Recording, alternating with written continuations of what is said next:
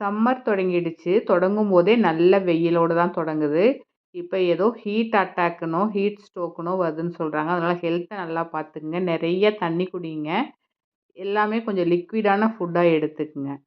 ஹெல்த்தியான சுவையான அத்திப்பழ ஷேக் பண்ணலாங்களா? அதுக்கு கொஞ்சம் பேரிச்சம்பழத்தை பால்ல ஊற வச்சிடலாங்க. அத்திப்பழத்தை நல்லா கழுவி எடுத்துட்டு அதோட தோலை நீக்கிடலாங்க. அத்திப்பழம் வாங்கும்போது இந்த மாதிரி கொஞ்சம் லைட்டா பிங்கி ஷேட்ல இருக்கும். அந்த மாதிரி பார்த்து வாங்கிக்கிங்க. நல்ல ஃப்ரெஷ்ஷான அத்திப்பழம்.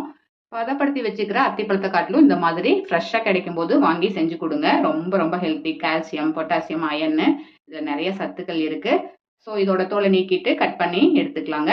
இதை ஜாருக்கு மாத்திட்டு இதோட ஊற வச்சிருக்கிற பேரிச்சம்பழத்தையும் அந்த பாலோட சேர்த்து ஊற்றிட்டு சர்க்கரை தேவையான அளவு சேர்த்துக்கலாங்க. நாட்டு சர்க்கரை கூட நீங்க சேர்த்துக்கங்க. நான் வெள்ளை சர்க்கரை தாங்க சேர்த்துக்கிறேன். பேரிச்சம்பழம் சேர்த்துக்கிறதால கொஞ்சமா சர்க்கரை சேர்த்துருக்குறேங்க. இதை அரைச்சிட்டு திரும்பவும் ஒரு கப் பால் சேர்த்துட்டு ஐஸ் கியூபும் சேர்த்துட்டு அரைச்சிட்டு சர்வ் பண்ணிங்க. ரொம்ப ரொம்ப ஹெல்த்தியான